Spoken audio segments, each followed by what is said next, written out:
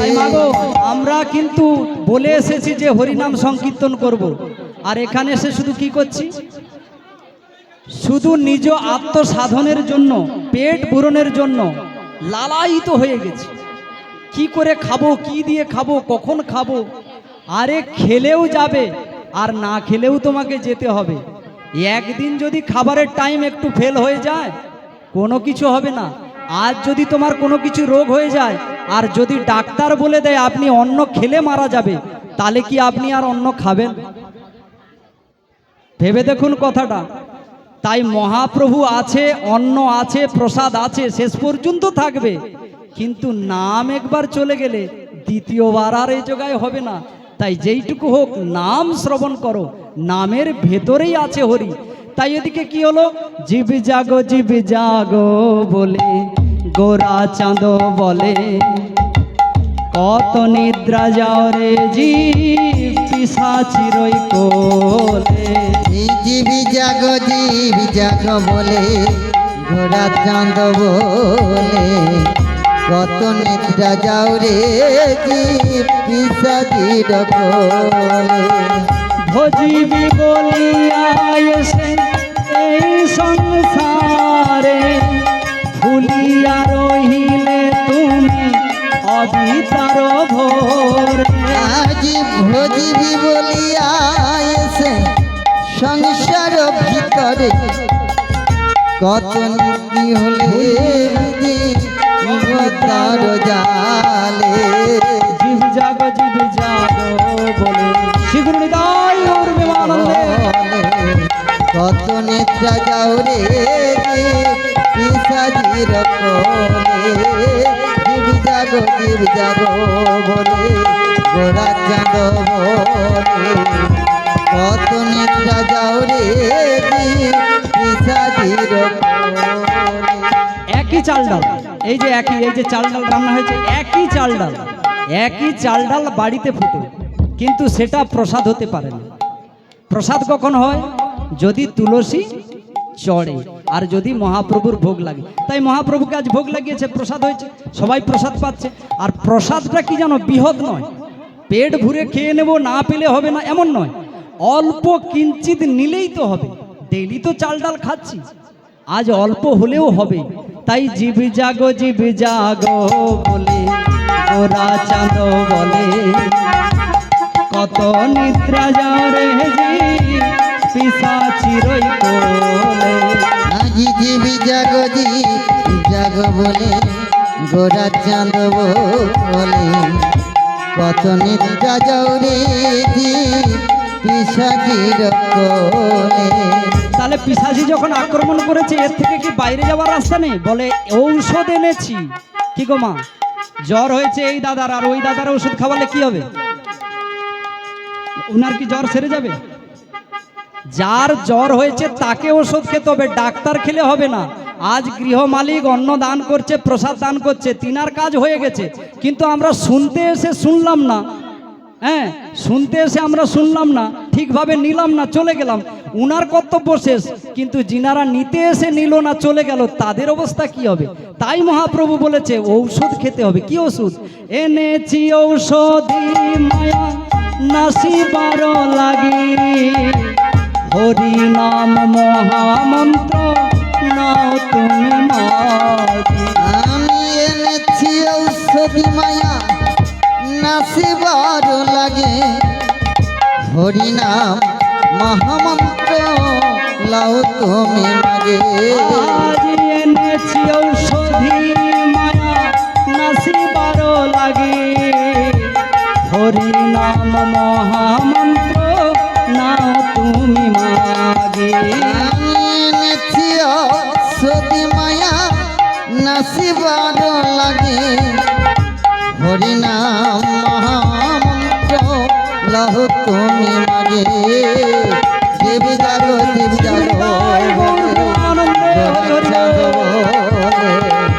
কত নিদ্রা যাও রে পিশাচির কোলে। জীব জাগো বলে গোরা চাঁদ বলে, কত নিদ্রা যাও রে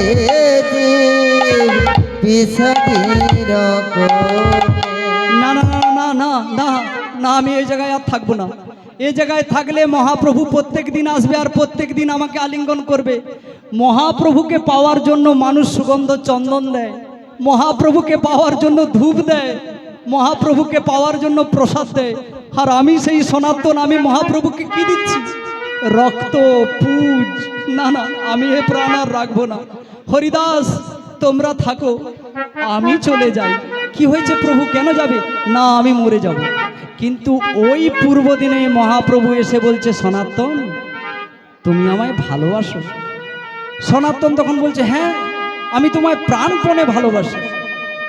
তুমি যদি আমায় প্রাণপণে ভালোবাসো তাহলে তুমি প্রাণ দিতে যাচ্ছ কেন? সে কি প্রভু, তুমি কি করে জানলে আমি প্রাণ দেব? বলে, দেখো, বাচ্চাকে ছোটবেলা থেকে মা পালন করে। বাচ্চার কখন তৃষ্ণা পাবে, কখন ক্ষুধা পাবে, কখন সে জলে নামলে সর্দি কাশি জ্বর হবে, মা তার হিসাব জানে। কলিকালে তেমন আমার মহাপ্রভু, তার ভক্তের কখন কি হবে তিনি জানতেন। তাই বলছে, সনাতন তুমি যদি মরে যাও আমি কারে নিয়ে বাঁচবো? তোমাদের জন্যই তো আমি বিষ্ণুপ্রিয়াকে ছাড়লাম, তোমাদের জন্য আমি সচিমাতাকে ছাড়লাম, নবদ্বীপ ছাড়লাম। তোমরা যদি আমাকে ছেড়ে চলে যাবে বলো, তাহলে আমি কাকে নিয়ে হরিনাম করব? বলো তো আমার অপরাধটা কি?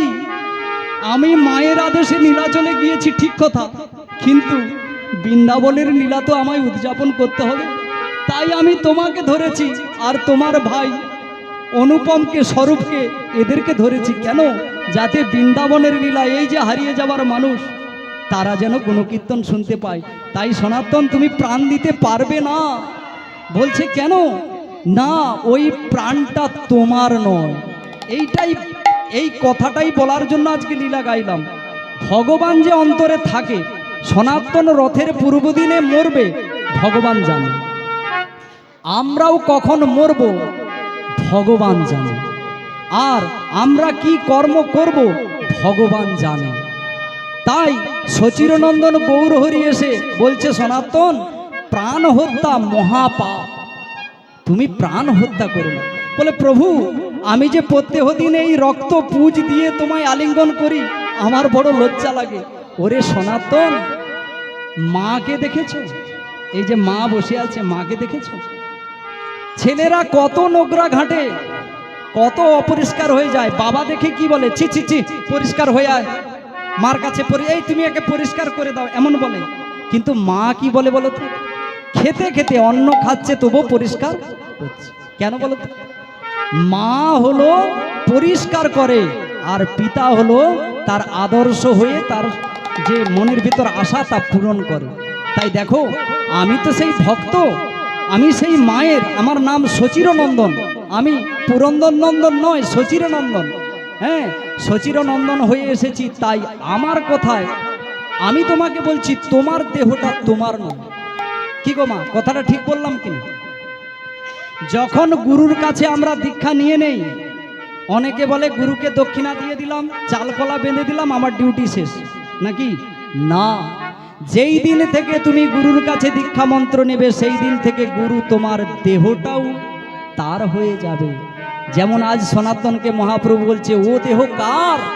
তুমি প্রাণ ত্যাগ করলে, ওই দেহ যে আমার, ওই দেহের ভিতর আমি সাধন সত্য এসব লুকিয়ে রেখেছি, আর সেগুলো আমি বাহির করে আজ ব্রজধামের লীলাকে নতুন করে সাজাতে চাই, তুমি প্রাণ দিতে পারবে না। তখন সনাতন বলল, প্রভু আমি যে জন্মে জন্মে অপরাধ করিয়াছি, সে অপরাধের কি মাপ হবে না? বলে, ওই মাপ করার জন্যই তো আমি এসেছি। তাই দেখবে দুবাহু তুলে সব মানুষকে কি বলছি, এসো এসো আমার কাছে এসো, আমি তোমার পরিত্রাণ করে দেব, তাই না?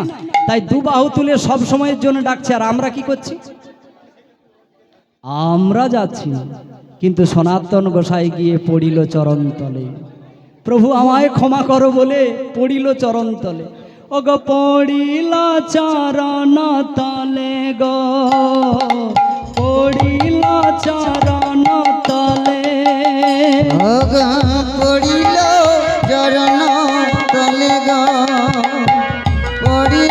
চরণ তলে পড়িল চরণ তলে গো পড়িল চরণ তলে অগ পড়িল চরণ তলে গো পড়িল চরণ তলে পড়িল চরণ এই যে পড়িল চরণ তলে এই যে মাথা আমাদের অহংকারের বোঝা মাথাতেই ধরা আছে এই মাথাটাকে যত সময় তুমি নিচে এই যে ভূমিতে ঠেকাবে তত তোমার অহংকার পাতলা হয়ে যাবে আর তুমি মহাপ্রভু গুরু সাধুগুরু বৈষ্ণবের সব কৃপা পাবে। এই দেখো মা প্রণাম করছে কেন এখানে অনেক বৈষ্ণব বসেছিল তাদের যে পদরজ পড়েছে এই যে প্রণাম করলো মাথাতে নিয়ে নিল আর এই যে বাতাসা বাতাসা কি করে ছড়িয়ে দেয় ছড়িয়ে দিলে কি লাভটা হয় বাতাসার তো একটা লাভ আছে এই যে সাধুগুরু বৈষ্ণব বসেছিল তাদের পদরজগুলি এই পেপারে রয়েছে এই ভূমিতে রয়েছে এর উপরে যখন বাতাসা পড়বে ওই বাতাসাকে তুলে যখন তুমি খেয়ে নেবে তখন কি হবে পড়িল চরণ তলে গো পড়িল চরণ তলে আজি পড়িল চরণ তলে গো পড়িল চরণ তলে শ্রীগুরু নিতাই গৌর প্রেমানন্দে হরি হরি বল।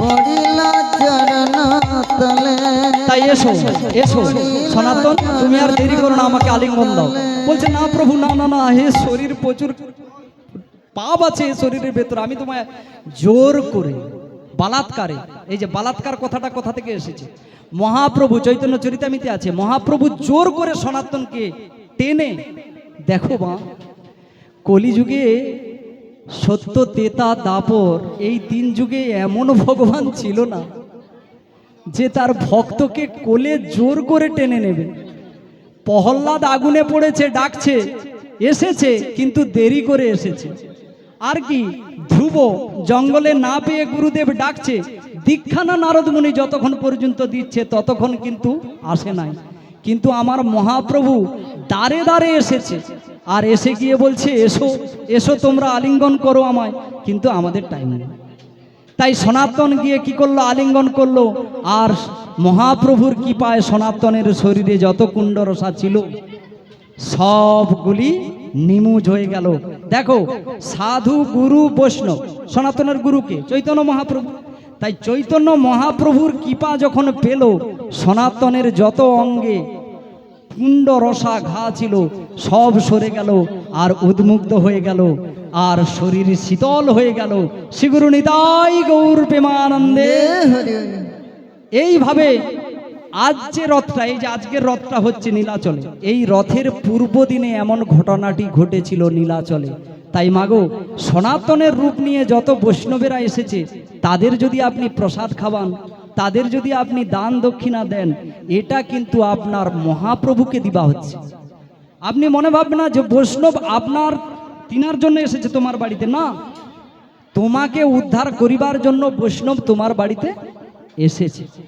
তাই এই গৃহমালিক আজ ধন্যাতি ধন্য এমন একটি কর্ম করেছে যে কর্মের জন্য ইনি আজ এই রথযোগ দিনে ভক্ত সেবা অন্য সেবা এ তো মহান কাজ এই কাজ করাবার জন্যই তো মহাজনেরা পদে পদে বলে চলেছে যে তোমরা এই সব কাজ করো করলে কি পাবে না আনন্দ পাবে কি গো মা আনন্দ পাবে না দেখো আজকে কেউ কোথায় নেই বাড়িতে সবাই অন্ন আছে কিন্তু বলে না আজ বাড়িতে খাবো না চলো আজ আমরা প্রসাদ পাবো আনন্দ করে একটু কৃষ্ণ কথা নেই আজ কি আনন্দ হলো রে ভাই নদিয়া নগরে আমার সোনার গৌর জন্ম নিল সচি মায়ের ঘরে হরি নাম বিলাতে মহানাম বিলাতে গৌর এলো সোনার নদিয়াতে আজ কি আনন্দ হলো রে ভাই নদিয়া নগরে সোনার গৌর জন্ম নিলেন সচি মায়ের ঘরে হরি নাম বিলাতে মহানাম বিলাতে গৌরীল নদিয়া নগরে কি আনন্দ হলো রে ভাই নদিয়া নগরে সোনার গৌর জন্ম নিল সচি মায়ের ঘরে হরি নাম বিলাতে মহানাম বিলাতে আজ কি আনন্দ হলো রে ভাই